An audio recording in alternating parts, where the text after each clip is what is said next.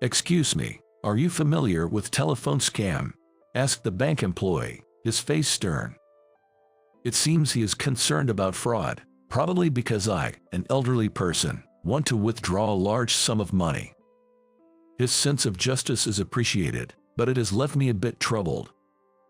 No matter how much I insist that it's not fraud and I need the money for work, he simply won't listen. Finally, he even says, "I'm terribly sorry, but as per the manager's decision, from today onwards, we cannot serve elderly customers." He has made up his mind that elderly people are susceptible to scams. All this while, my wife silently observed his behavior. Her patience finally wore thin, and she began to laugh mischievously. "Hey, you there, could you contact the manager for me? My name is James, and I'm 66 years old. I retired a few years ago and now live in New York City with my wife, Sarah. Since retiring, I've been enjoying my second life. Some days I volunteer to ensure the safety of elementary school children, and other days I help at events in town. I'm also registered with a seniors employment agency and take on simple tasks when I have time. It's been a fulfilling life every day. Well, I'm off then. Take care." My wife, clad in her light pink jacket, headed out. She is still a career woman, working hard every day.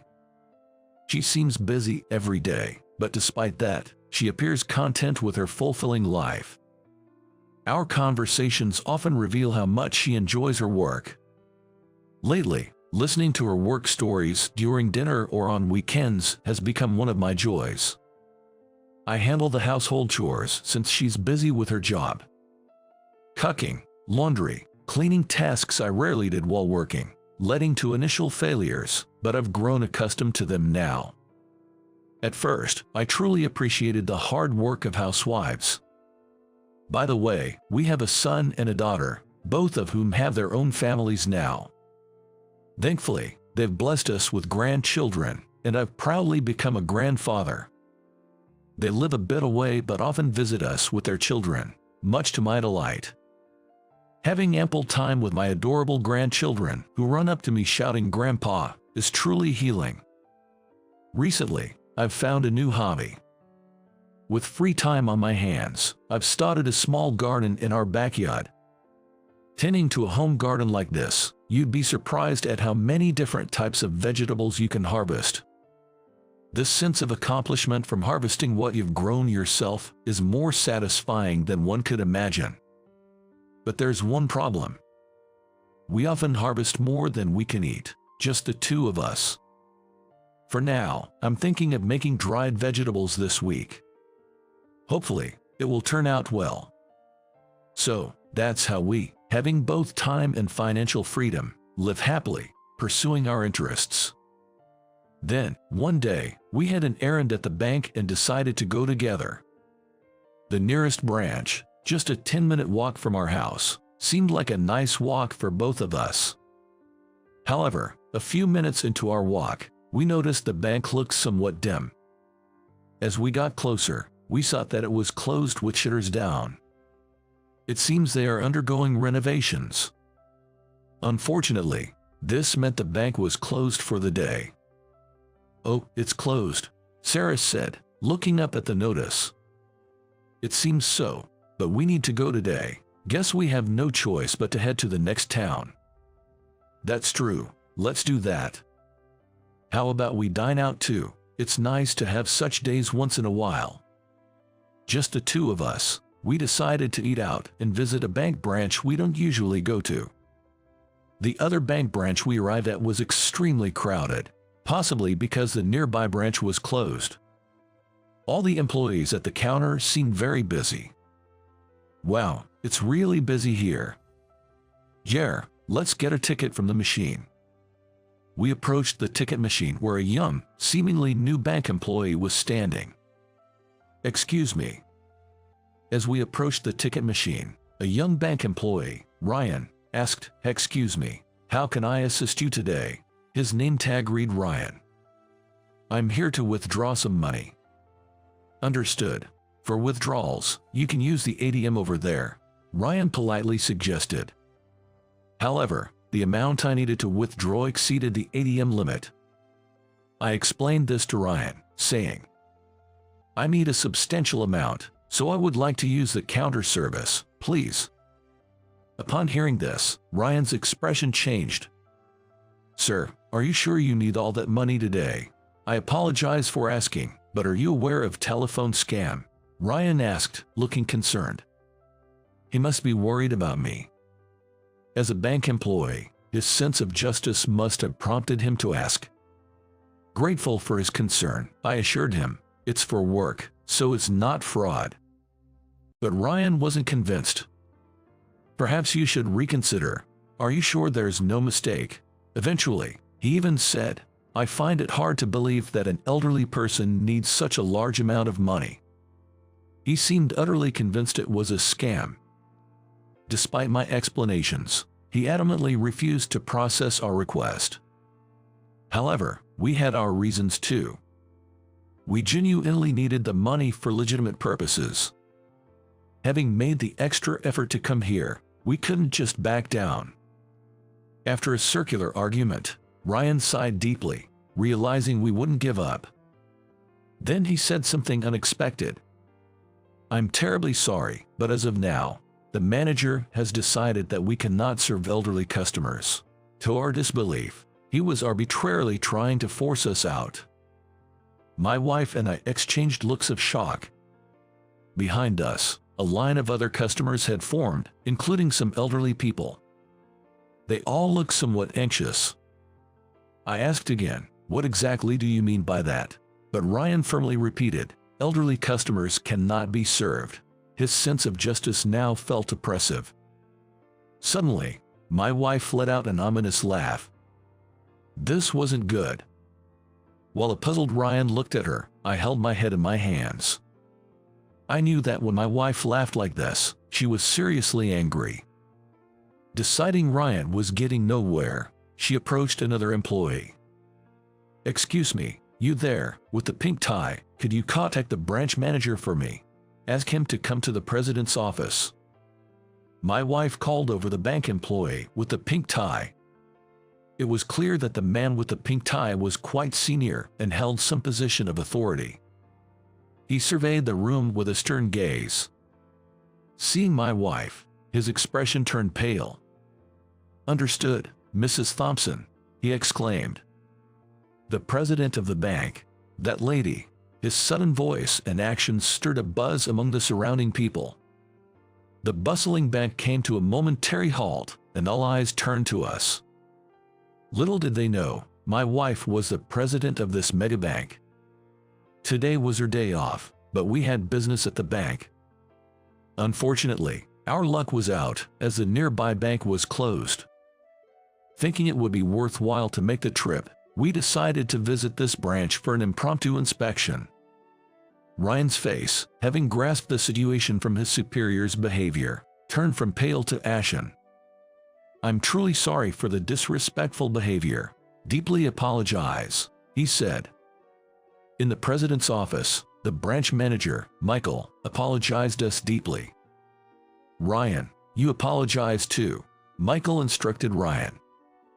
It seemed like a big fuss over nothing. Standing next to my wife, who had erupted in anger, I watched Michael and Ryan. They apologized us again and again.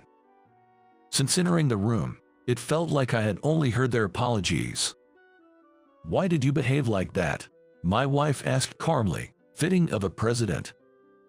Ryan, prompted by a glance from Michael, responded, "Telephone scam is prevalent, and we were trained to be cautious, especially when elderly customers handle large sums of money." "Of course, that's very important," my wife acknowledged. Ryan's caution was valid, but it was excessive. "We're withdrawing money for a legitimate reason." "Yes, you need to assess each situation carefully. Sometimes it's crucial not to jump to conclusions and to listen to others." Ryan, silenced by her words, hung his head. In fact, Ryan was the youngest employee at this branch. Perhaps that's why he seemed so anxious. Wondering what was driving his urgency, I asked him about it. he replied. I wanted to make a mark for myself. I thought if I consulted a senior, they might take credit for it. Credit. I thought if I could prevent a scam, I'd be praised and maybe even awarded, he said, smiling innocently. We were all taken aback by his reasoning. I couldn't believe he was so worked up for such a reason. His unexpected answer deflated the tension. You can't let your vanity or self-satisfaction cause discomfort to customers. Even if you suspect fraud, you must explain it in a way that doesn't upset them. You were too forceful, my wife explained. Yet, Ryan still seemed somewhat discontented. But this incident turned out to be a fortunate case since we, the insiders, were the victims. If other elderly customers had been treated this way, it could have led to serious damage. A lot of the elderly customers who use our banks in this area are wealthy, aren't they, Michael? My wife asked. Michael quickly nodded in agreement. If they get offended and stop their transactions, do you know the consequences? The bank could suffer losses big enough to cause a shutdown, she explained, and Ryan finally seemed to understand. Realizing his mistake, he apologized once again. My wife nodded quietly in acknowledgement. She then said, not just him, all the staff need re-education, and stood up to leave. Understood. I'm very sorry, Michael replied, his complexion slightly better than before. It seemed like the issue was resolved. Phew, that turned into quite a scene. Now to quickly finish our business and have dinner. That's what I was thinking. At that moment, I believed everything was settled. The four of us left the president's office together. We headed inside the bank to complete our original task. So, you're here for a withdrawal, correct? Instead of a regular bank employee, Michael personally attended to us. Ryan, learning proper conduct, observed Michael closely. Yes, please proceed with the withdrawal, I was about to say, when suddenly, bang! A loud noise echoed through the bank. Rushing to see where it came from, I saw three people wearing ski masks. One of them had raised a gun towards the ceiling. The noise could have been from that gunshot. Then one of the masked men started threatening a female bank employee, hand over the money, holding a survival knife. Startled by the sudden event, Michael collapsed. And Ryan turned pale with fear. A bank robbery. While I felt the urge to panic, I tried to stay calm. Looking again at the ceiling, where the gunshot supposedly hit. It was oddly undamaged. So, it was a bluff. I whispered to my wife, it's okay, that's a toy gun. The barrel is blocked. There's no hole in the ceiling. She nodded slightly after looking up. Hey, you, if you resist, we'll shoot.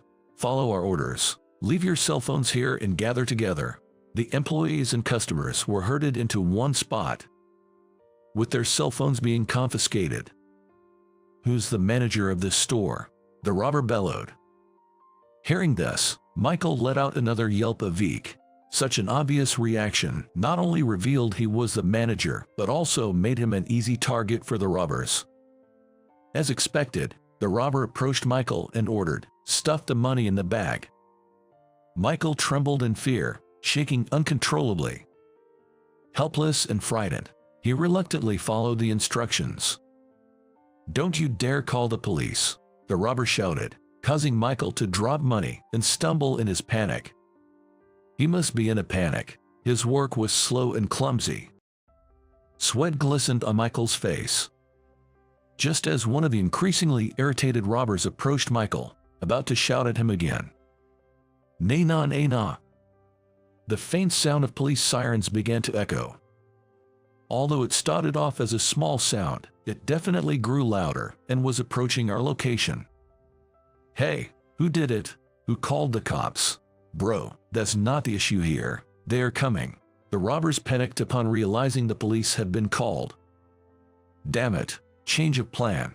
Close all the doors and windows." "Hey, you, lower the shutter," the robber ordered Michael. With trembling hands, Michael pressed the lock button. They decided to change their plan and barricade themselves inside the bank. I quickly scanned the hostages. There were a few elderly people, some young women, and only a child about 2 years old. There are no young men with physical strength. Arrange a vehicle for escape. The robber commanded the police using a megaphone. But the police couldn't easily agree to such demands. The police, being careful not to harm the hostages, started negotiations by saying, "Release the hostages first." The negotiations were tough, with neither side giving in. "Mommy, I don't want to be here anymore. I want to go home." A 2-year-old child started fussing.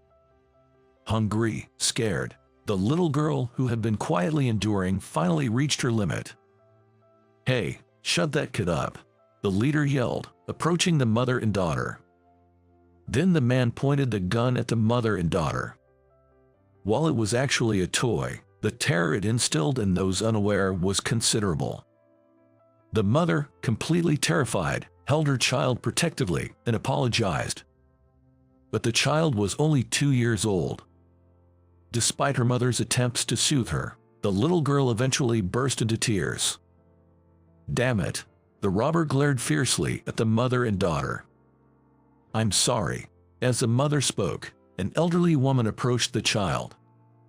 She spoke to the little girl in a gentle voice, making eye contact. There, it's okay."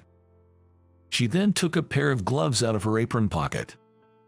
The child stopped crying momentarily as she was spoken to. The elderly woman quickly turned the gloves into a puppet, capturing the child's interest. "Hello, what's your name? How old are you? You're so cute." The puppet talked as the woman moved her fingers. The girl, fascinated, stopped crying. The woman continued to speak to her gently. Soon, the girl began smiling and touching the glove puppet. The woman handed her the gloves, which she played with, pulling and inserting her fingers. Her mood greatly improved, no longer crying but quite happy. Seeing this, the woman said to the mother, "I used to be a daycare worker. I love children. She's adorable." The mother nodded in relief. Then, another elderly woman began to comfort the mother. "You're pregnant, aren't you? Are you okay?" she asked. The mother nodded slightly. I was curious how she knew. The mother's belly wasn't visibly swollen, and at first glance, she didn't look pregnant. But she was rubbing her stomach unintentionally. The woman had noticed that action and spoken up. The elderly woman surrounded the mother and child protectively. "This is no good place. It's not good for the baby to have stress," she murmured, glaring silently at the robbers in condemnation. The other customers joined in, casting cold stares at the robbers. Even the robbers seemed to feel a sting in their conscience under the silent reproach. I looked around the area. Could there be something here that could help resolve this situation? Then I noticed a cane, presumably brought by someone, lying a short distance away. It might be useful. I gently tapped a nearby elderly man. I discreetly pointed at the cane, making sure not to alert the perpetrator, towards the elderly man who turned to us and slightly tilted his head. Upon seeing that, the man turned towards us and nodded slightly. Then, he nudged another elderly man in the same manner. Having grasped the situation, he too turned towards us, grinning and nodding. At that moment, my wife Sarah suddenly stood up. "What do you want, old woman?" Startled by my wife's sudden action, the leader of the robbers yelled out.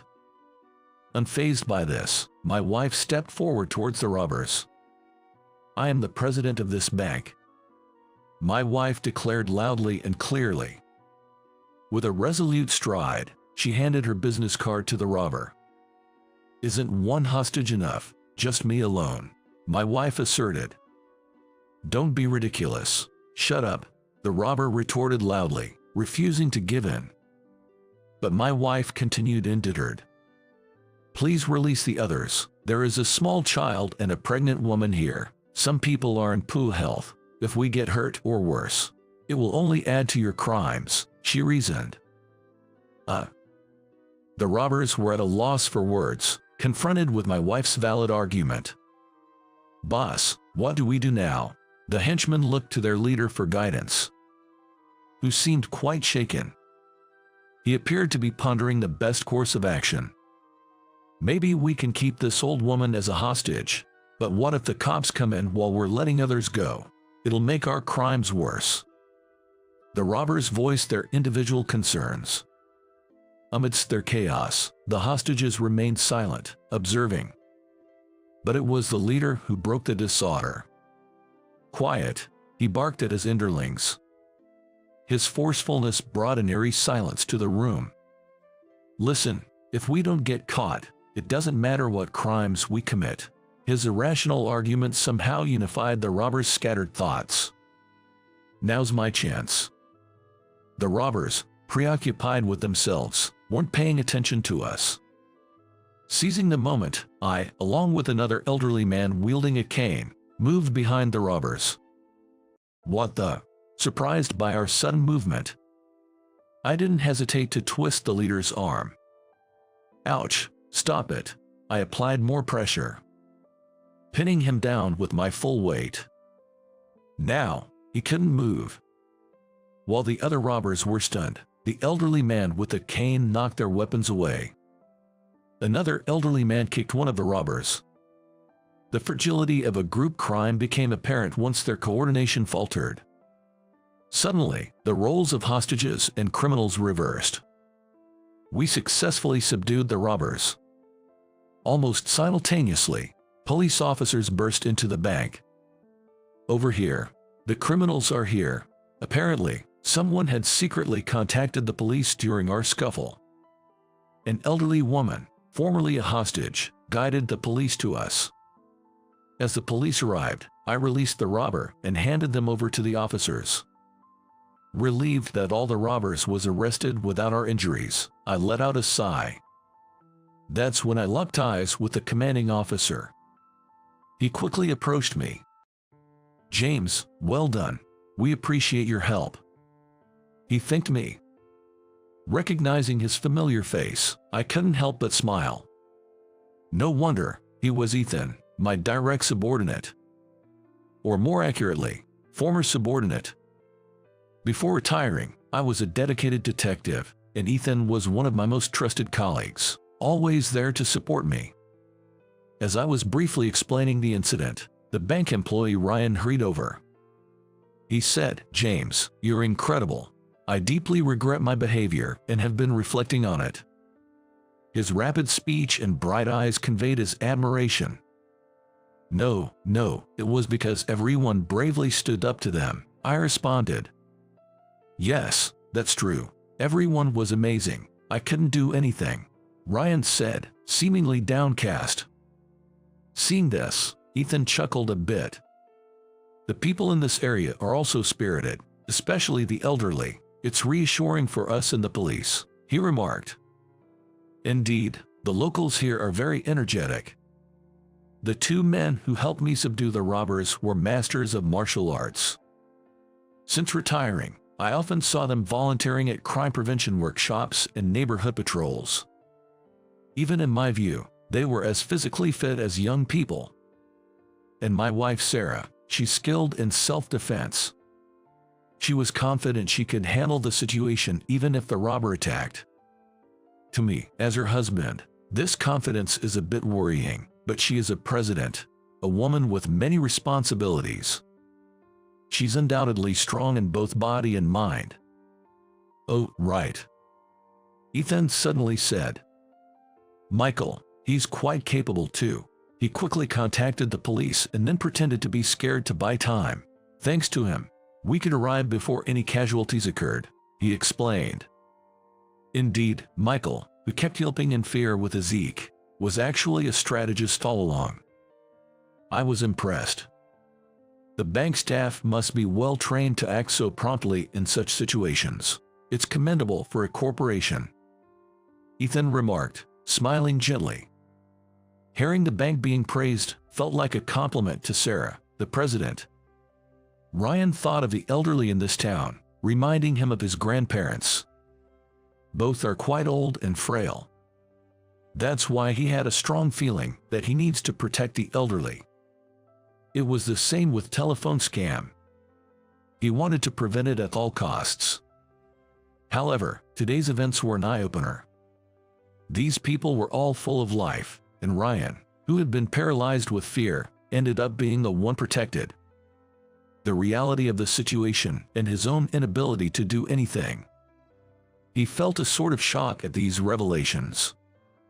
Seeing his demeanor, I spoke to him. "We all want to stay healthy, but we never know what might happen to us," I said. Ryan started to respond, "That's not true. Sadly, that's the reality. Tomorrow, we might be bedridden. That's why we should think and act as much as we can while we can," I advised. "That's true," Ryan replied.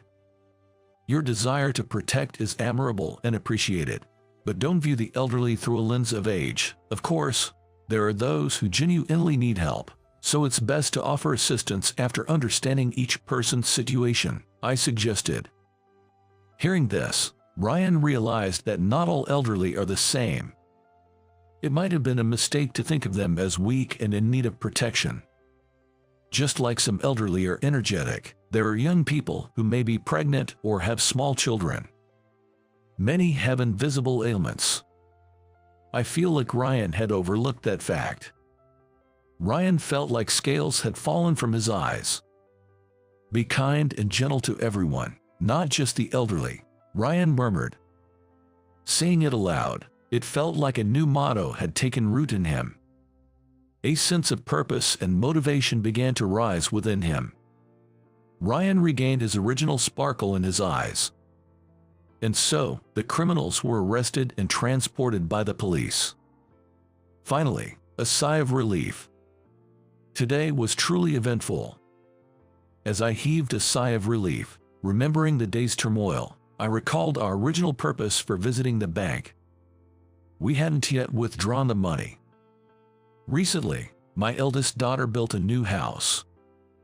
And my eldest son's wife gave birth.